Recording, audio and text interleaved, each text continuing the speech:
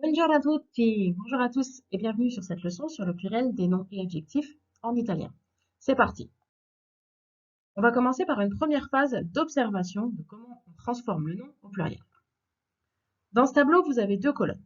La première colonne, le singulier, la seconde colonne, le pluriel. Dans la colonne du singulier, un ragazzo, un libro, un quaderno, una lezione. Dans la colonne du pluriel, due ragazzi, tre libri, quattro quaderni, cinque lezioni. Alors, vous remarquerez que j'ai utilisé différents nombres ici pour faire varier le pluriel, tout simplement 2, 3, 4, 5, ça fait 2, 3, 4, 5, peu importe. Ce qui nous intéresse, c'est comment le nom va passer du singulier, de un ragazzo, au pluriel, à due ragazzi. Et que vous allez regarder, ce sont les terminaisons entre le singulier et le pluriel. Je vous laisse observer.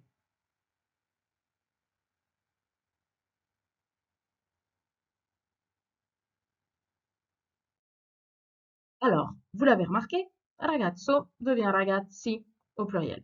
Lezione devient lezioni au pluriel. Vous pouvez donc déduire la règle.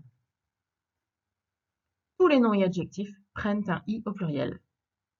Ragazzo devient ragazzi, lezione devient lezioni. On s'entraîne. Voici un petit exercice. Il s'agit de mettre les noms suivants au pluriel. Vous avez ici un alunno et on va devoir le mettre au pluriel. Due, et à vous de trouver.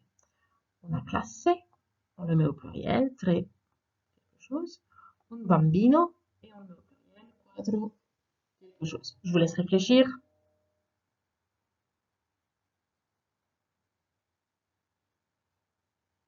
Allez, je suis sûre que vous les avez.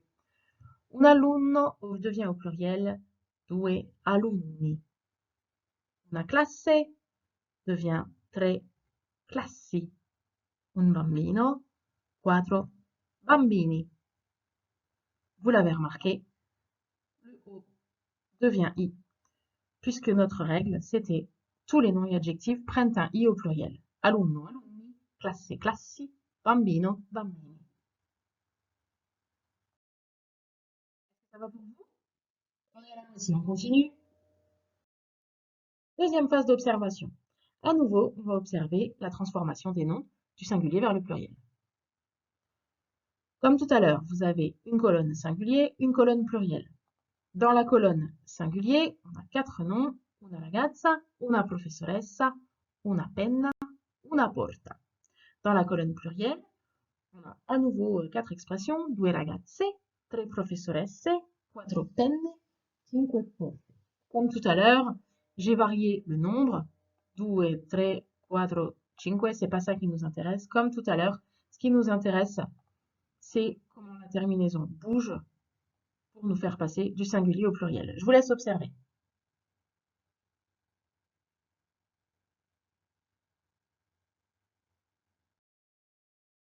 Vous l'avez vu, ragazza devient ragazze, porta devient porte. Ce qui veut dire que la règle qu'on a vue tout à l'heure, tous les noms et adjectifs prennent un i au pluriel, elle ne fonctionne plus. C'est parce qu'on est dans le cas d'une exception. Cette exception, c'est que tous les noms et adjectifs féminins qui terminent en A vont faire leur pluriel en E. Alors, revoyons ça. Ici, on a bien des noms qui sont féminins. Ragazza, porta, on dit bien una ragazza, una porta, ce sont bien des noms féminins. Qui terminent en A, on voit bien que ragazza termine par un A, porta termine par un A, donc on remplit bien la condition qui termine en A, donc on a bien les deux conditions, féminin qui termine en A, et donc ces mots-là seulement vont faire leur pluriel en E. Ragazze, porte. Ça va? On fait un petit exercice? Alors, à nouveau, il faut mettre ces noms au pluriel. Vous avez una luna et on le met au pluriel. Due, una finestra, due, tre, quelque chose, una bambina, quattro, quelque chose. Je vous laisse y réfléchir.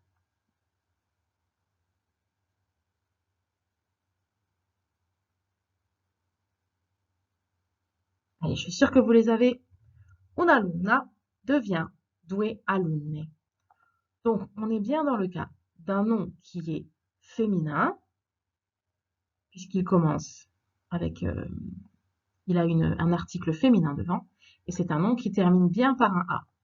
Donc, on est bien dans le cas des exceptions, donc il fait bien son pluriel en E. Un'alunna, due alunne. Même chose en dessous, una finestra, tre finestre. Una bambina, quattro bambine. Donc on a dit tous les noms et adjectifs prennent un I au pluriel, sauf les noms et adjectifs féminins qui terminent en A, qui font leur pluriel en E.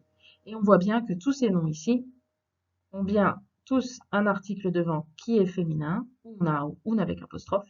Ce sont bien tous des noms qui terminent par un A, et ils font bien tous leur pluriel en E.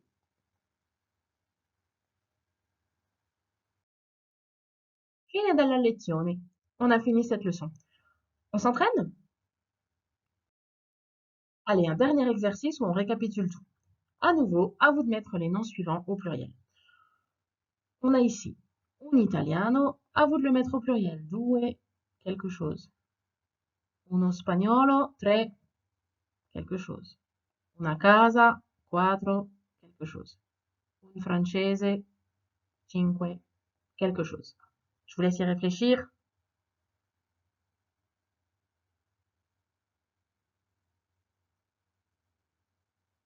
Allez, le premier, il est facile. Un italiano devient due italiani. On ne cherche pas à comprendre. On n'a pas de cas particulier, de nom féminin qui termine par un A. Ici, on est avec un mot qui finit par un O. Donc, on ne s'embête pas et on lui met un I au pluriel.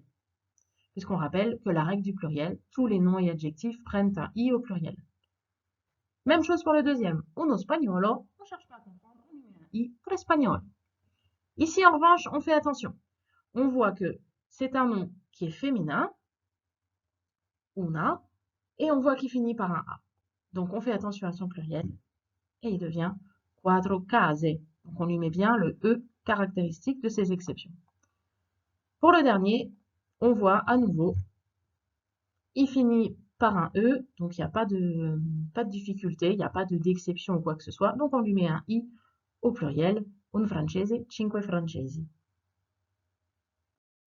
On récapitule. Tous les noms et adjectifs prennent un I au pluriel. C'est la règle du pluriel, c'est celle-ci.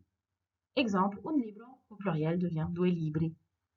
Sauf les noms et adjectifs féminins qui terminent en A, qui eux vont faire leur pluriel en E. Ce sont donc deux conditions.